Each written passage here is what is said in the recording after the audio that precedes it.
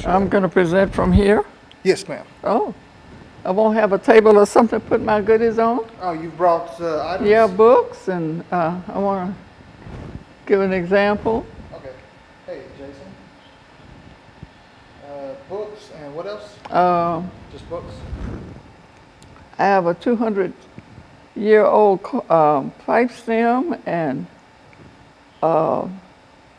read. All of that is significant to my message. Are you going? Yeah, our director's going to come out here and we'll go figure it out. Are you going to present throughout the whole show, or are you going to do it all in one segment? No, I'm going to talk about the book and what's in the book, how it came to be. What we might do is move that table over here and set everything up. Yeah. Take a camera, and as you're talking about it. Yeah, I really need a table. Is anything fragile? Hmm? Is anything fragile? No, like breakable? Yeah. No.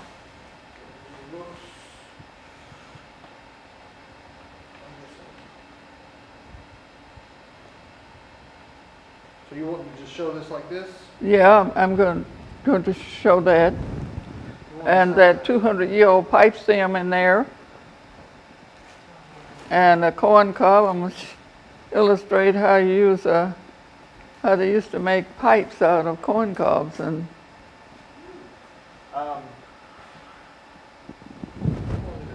do you need to be around it to like point at it, or can we just leave it over here and take a shot of it?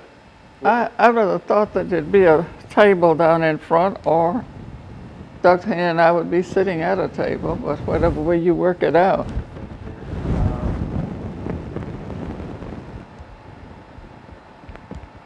I wonder if Dr. Haney wants, we can move that over. He used to have a table and sort of a studio with a couch and everything. Things have changed, haven't they? Oh yeah. Yeah, that was 4 years ago we made this transition. Oh, so what do you do now? We just sit here and talk? Yeah, we're just strictly news now. Where we used to be more the entertainment kind of programming, now we're just news. So we have to make adjustments when this type of stuff comes in. I'll talk to Dr. Haney, and because he may only need one segment, so we can just bring that over here and move the chairs out.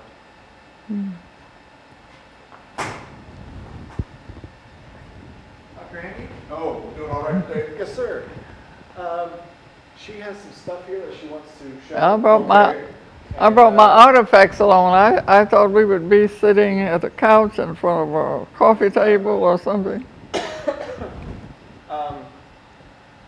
If you want, I know in that first segment you just like to get her background information and all that stuff, so you can do that. And then in the second segment, if you want, we can bring the table over. And then you can have that whole second segment, or the third, whatever segment you want. We'll bring it over so you guys can talk about that stuff. Okay, well let's. You let me know what you want here. What do you want, Dr. Young? These artifacts I have are significant to the contents and the history of this work. So if there was a table or something on which I could display these, or reach over and get them and show them up.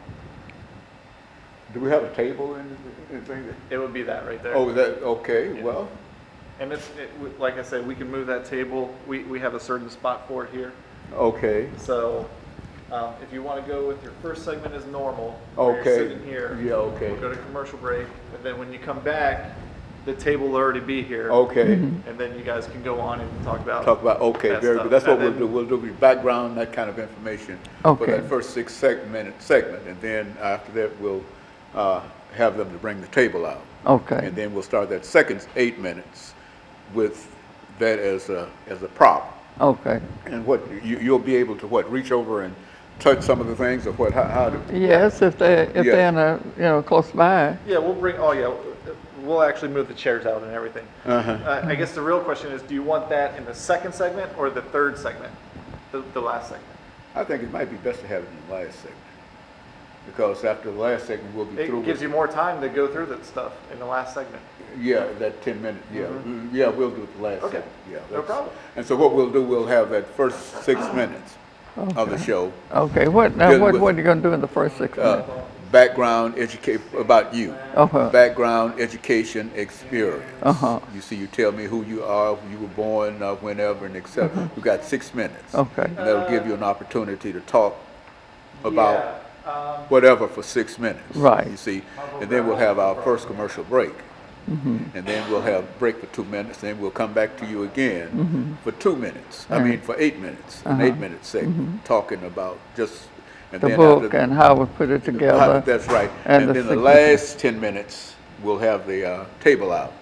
And that'll give you an opportunity to reach out and touch some of the artifacts and etc. How does that sound? Yeah, that'll work. There's nothing awkward about it, is there? Well, I go with the flow. Well, the flow might be better. But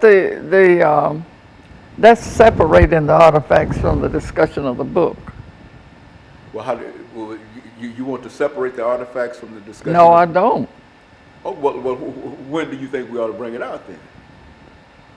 Right after the after the first segment. Okay. Well, and I tell why I wrote the book and how I wrote it and why it's significant. So we'll get into a discussion of the book. Right. During that second segment. But the first segment will be background, education, experience about you and whatever. Okay. All right. And then when we come back during that second segment, we'll start talking about the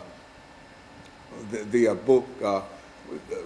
30. I think it's 30 years of bondage. No, Many Roads Travel. Many Roads Travel. And see, here's what is significant. And this is why early on I wanted to get into. I've written so many books. I've written 14.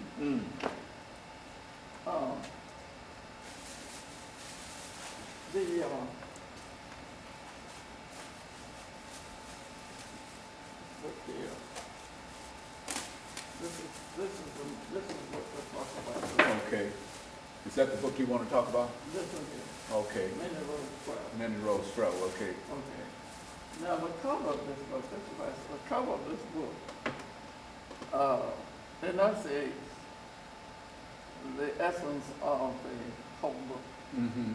Well, you see here, Many Roads Travel from the rugged paths in Africa and the riding on a oxen to the mid-passage of the slave ship to the coffle, and see, I can pull in some words like coffle. Okay. Well, let's get it set up first. Yeah. Let's get it set up. We'll do that first and second segment. And let's do we're going to have to do this on the last segment. Okay. Because that'll give us the time. And so the first 2 segments, we'll deal with your background, education, and experience. Okay. Okay. And then African Americans. That second segment, African Americans and slavery. I don't want to use that, of course. You don't want to use that. Well, Because there's a mentality that slavery is unique to ethnicity, and it's not. Every group has been enslaved. Well, well, let's just talk about slavery. The Many Roads Travel. However you want to do it. Let me give you the significance. You see this? Yes, ma'am. This is an item that's older than America. That is a pipe stem, which was once a reed like this. It belonged to this woman, grandfather. Do what? Okay? The same. Okay. The story of the road that she and her forebears traveled from the shores of Africa to Marshall County, Tennessee, where she is buried. Okay. Makes for a provocative story. Okay, you're going to tell that story? Yes. Okay, well, good. Okay, well, let's just get up here and we'll tell the story. And then the last part, the last 10 minutes, Okay. Last 10 minutes, we're going to roll out the display. Okay. We'll bring it over, set it up, and a coin cob along with a reed. Okay.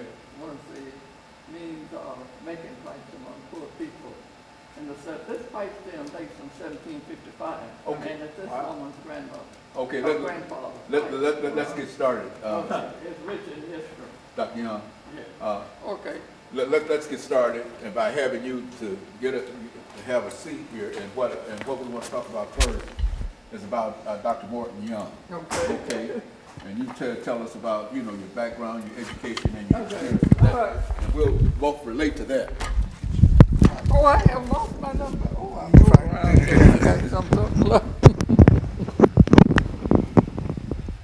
I jumped up and disrupted that. You're fine. Mm-hmm. And that should be fine. Okay. Okay, now. Okay, so Dr. Morton Young, what we'll do, Tommy Morton Young, all right? What we'll do, Dr. Young, is to Morton Young. That's the way you want to do the last. Dr. Morton Young. Yeah. Okay, Dr. Morton Young. That's the way we'll do that. What we'd like to do, Dr. Morton Young, is to do the first 6 minutes, dealing with your background, education, and experiences. That's 6 minutes. You've got 6 minutes to talk about that. And all I'll do is let's talk about your background, your education, and your experience. Then you start, my name is Dr. Tommy Morton Young. I was born. And then for the next 6 minutes, tell me something about yourself, okay? And then we'll call an end to that part. Then we'll have 8 minutes for that second part, and we'll talk about the book. This is where you want to introduce the book. You're about born 20 years in bondage. Yes. Okay, you talk about that. Okay, that'll be 8 minutes. Yes. And then we'll end that, and then we'll bring out the display. And then you talk about the display. How does that sound? Okay. Okay, very good. Okay. Okay, anytime we're ready now. See, I've got... Mic check, man. Okay. Say your name and count to 10, so make sure you can hear Mike. Mic check. What about it? Check your mic. Oh. Just count to 10 for me. No, you don't have to bother. Just hold it down. You just got to say your name and count to 10. Oh, my name. Yeah, you don't I'm have to pay Dr. attention to the mic. Tommy Morton Young. Yeah, just And just count to 10. Just no. She good. No. Okay. You're good.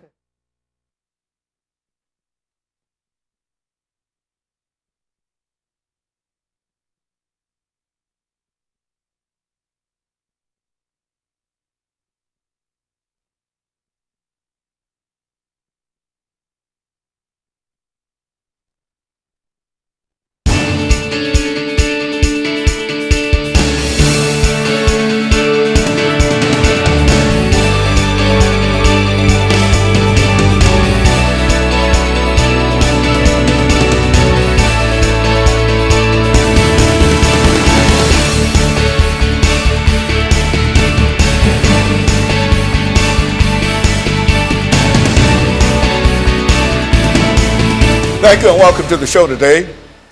The topic today has to do with Dr. Tommy Morton Young, who has quite a bit of information in reference to the institution of slavery and has published 14 or 15 different books dealing with the African American experience in the United States. And so what we'd like to do today, Dr. Young, is to have you to give us some information about your background, your education, and some of your experiences, and we will do this for about 6 minutes, and then we'll have our first commercial break, and then we'll come back and we'll deal with the book, with your book, one of your many books, and then after that 8-minute segment, we'll come back and we'll deal with some of the displays and some of the artifacts that you have dated back to the institution of slavery, and then we'll have an opportunity to deal with those artifacts and that display for the last 10 minutes of the show, and then we'll be able to end this show for today.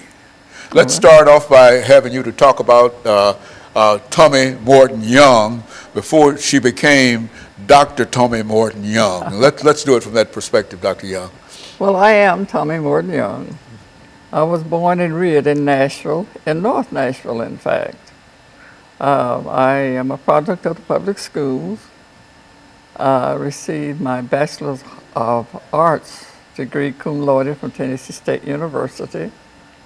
I was picked by the Southern Education Foundation and some of my former professors at Tennessee State to integrate Peabody. Peabody College, long before it became a part of Vanderbilt. I was the first African American to graduate from Peabody College with a Master's of Arts. I later went on to Duke University because I was in North Carolina at the University of North Carolina system teaching and as an administrator, and received a PhD from Duke University. I am listed on the North Carolina literary map, although I am a Tennessean. But my roots go back to North Carolina. Not only do my roots go back to North Carolina, but I have traced them across the ocean to the Ewe tribe of southern Ghana. I am a genealogist, and the last time I had the pleasure of being on your program, we talked about the Tennessee African American Genealogical and Historical Society. And so my writings, the majority of them are in history and genealogy. And the work that I'd like to share with you today is genealogical. It is Southern history. It is African history, and it's about the experience of a woman from whose parents came from Africa. She was born here. But as I say, I am a genealogist. I do research and have, I guess, since the 1970s, and decided to write this particular book about my great-grandmother, in fact. And so what we'll do, Dr. Young, is to devote some time to this particular book during our second segment of this show. But now, this is not the only book that you've written. I'm sure of that because I know of some of the earlier books. But why don't you, during the last minute and a half, mention some of the other books that you've written so that we might be able to get that information onto tape for today? Yes. One of the books that I have written, which has also been published in India, that's interesting to me, but it's called Nashville, Tennessee. It's in the Black America series, over 200 photographs and legends and descriptions. I wrote another book about Nashville called Sable Scenes, true life stories of life and living in a southern town, Nashville. I have written books with interest for women, including Fabulous You, Claiming and Celebrating the Fabulous Self, Mind, Body, and Spirit. I also have a book that I wrote growing out of my psychology background, and it's called After School Programs for At-Risk Youth and Their Families. And of course several others which I won't. Okay, and so what we'll do, Dr. Young, we'll take this first commercial break and then we'll come back and we'll have an opportunity to talk about one of the books that you've written, and we'll have about 8 minutes to deal with that. And we'll be back with our audience following this very, very short commercial break.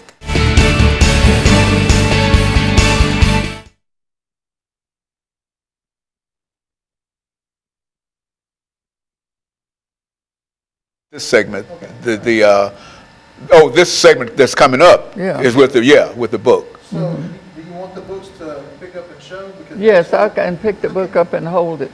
Hey, I want to bring this little here. Yeah. And so what he's going to do is make a display so that we can put your book on display. And you don't have to hold it. You can talk about it there. Good. Yeah, that's good, Phil. Yeah, and I have a little stand that I can put the book on. I came prepared. Well, what? Let's see, I believe, yeah, that's it. Oh, he has a stand. Good. Excellent. Is this the only one you need? That's the only one we got. Okay, all right. Okay, and so what they'll do, they'll get a shot of that, and then while we're talking, they'll be able to project it on the screen, so we don't have to worry about that. You don't have to hold it or anything, and it'll be shown. There's a photograph of, yes, that if you could show,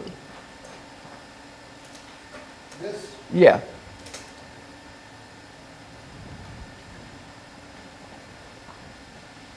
Yeah, that's her story. Okay, very good. Okay, that's good. Now we've got the displays and everything that's necessary for our discussion of the book. I don't have that 200-year-old pipe stem, and this is part of American history too. I know, but I think that we're going to do that on the last. We're going to put everything on the last segment. We wanted to put this book up, since this is what you want to talk about now. The roads, many roads travel. You see. And so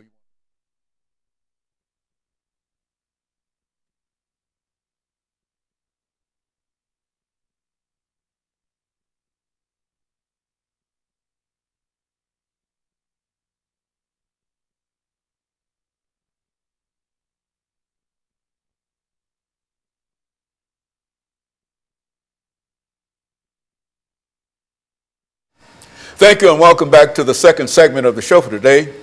We're talking to Dr. TMorton Young, and she's given us some information relative to her ancestors and some of the things that were important in terms of the African experience in the United States. And I think, Dr. Young, you would like to say something about the book that you have recently published called Many Roads Travel. I think that we have a display in reference to that. Why don't you talk about that book and some of the things that you feel that are associated with that? Yes.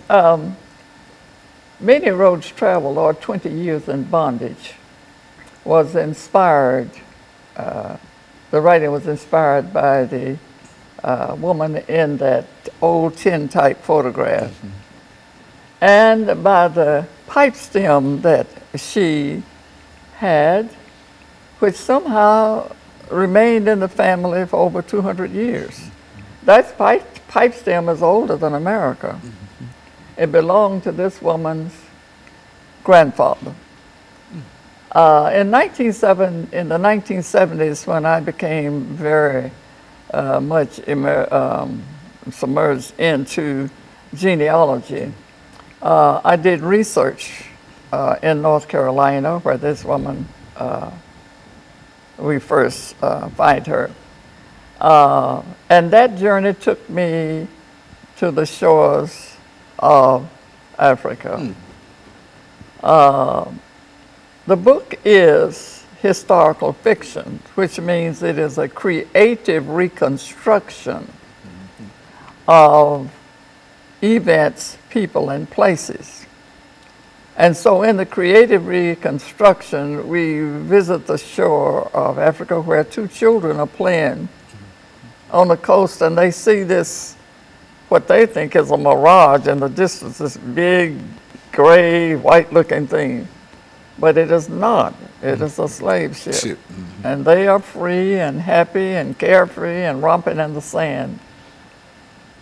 And they end up on that ship being captured. This story takes the reader across the Pacific Ocean and onto that ship where, according to the Kirkus Book Review, the whole book is filled with hard truths and is a heartfelt read. I don't think you could find a writing that would be more intense and informative than this 6 weeks trip that this young woman endured. On to Baltimore, on to Norfolk, and finally to North Carolina, to the Piedmont. And there, the little town of Lincolnton, North Carolina, a free black community was established. And this young girl becomes a woman, and she is married, and she and her husband Jake reproduced this Pleasant Lane. So this is a story of Pleasant. Her forebears as they travel across the ocean, the many roads leading to North Carolina, and her kidnapping. She was a free girl on her way to take that pipe stem to the Lane's tobacco shop. And that's a rich history there. See, many people do not know, even people in North Carolina, that a man by the name of Lunsford Lane, which was one of her relatives, developed a flavored tobacco. He was called a tobacconist. He was free in the little town. And he took his recipe for flavored tobacco to the biggest tobacco producer in North Carolina then and now. And they, Lunsford Lane presented this recipe to this man and said, I know, you know, you're powerful, you have all I ask is just to give me just a little, a fair percentage. So I'm not asking much, just a fair. So the man told him, well, I'll get back to you, I'll get back. Well, he did get back to him, but not directly. He got back to him early one morning when night riders arrived. They feathered and tarred him and left him beside the railroad. And he was rescued and sent on to Canada. I have the book with the man's story. I have followed the genealogy and the connection between Pleasant Lane here and Lunsford Lane, using the naming patterns that enabled me to follow the family and also to go all the way back to the African experience. What went on the two plantations, Wakefield and North Carolina, and the somewhat imaginary Lanza Lake plantation in Tennessee, would make for hair standing on, raising the hair on your head. Because as I said, Kirker's book review says there are some hard truths that the characters are very carefully researched and presented. We learned, I mean, the book presents new words, well, less familiar words that the reader can gain a deeper insight into the dynamics of the trade, of the a peculiar institution, a man by the name historian, you're familiar with Stamp, him? Yes, who called it the peculiar institution of this peculiar institution, right. Okay, and so we've got about a minute, Dr. Young, before we end this segment today, but basically you've already got all of this information in this book, and for a person to know about this information, how can, over the last half minute we have, how could a person get a copy of this book? Well, copies are available at Keebalon on Jefferson Street, at Barnes and Nobles, and also from Afrogen, which is my publishing company. So they're available around. Okay, and so what we're going to do, Dr. Young, is to take a second commercial break, and then we're going to have a chance